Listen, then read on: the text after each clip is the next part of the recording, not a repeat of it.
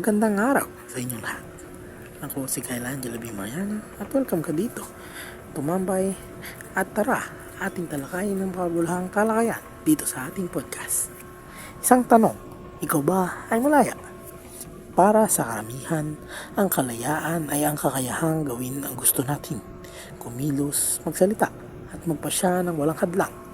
Pero paano kung sabihin ko sa iyong may isa pang kahulugan ang kalayaan? Ito ay ang pagkilos ayon sa hinihingi ng sitwasyon. Ang tunay na kalayaan ay may kaakibat na responsibilidad. Hindi lang ito tungkol sa paggawa ng ating kagustuhan, kundi ito ay ang paggawa ng tama kahit may pagkakataon tayong gumawa ng mali. Isipin natin, ang ating pang-araw-araw na buhay, malaya tayong gumamit ng social media. Dahil ito sa malayang pagpili natin kung ano ang ating gagawin sa buhay.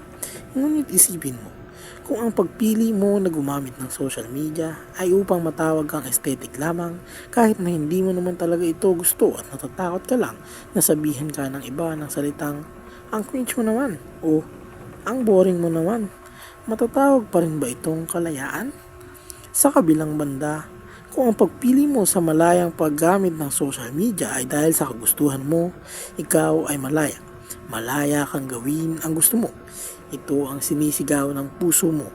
May kalayaan kang magpahayag ng opinyon, pero siguruhin lang natin, hindi tayo nakakasakit o nakakaapak ng dangal ng iba. Dahil mas maganda na gamitin ang kalayaan upang gumawa ng kabutihan kaysa kasamaan. Ang kalayaan ay parang espada lamang. Makapangyarihan, pero delikado kapag ginamit sa maling paraan. Mapanagutang paggamit ng kalayaan ang susi upang ito ay hindi mauwi sa kaguluhan. Ibig sabihin, dapat nating isaalang-alang ang kapakanan ng iba, sundin ng batas at igalang ang karapatan ng kapwa. Sa pagtatapos, tandaan natin, ang tunay na kalayaan ay hindi lang para sa sarili, kundi para sa lahat.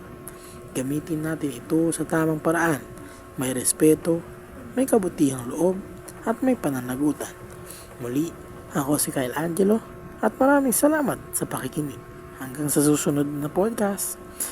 Bye-bye!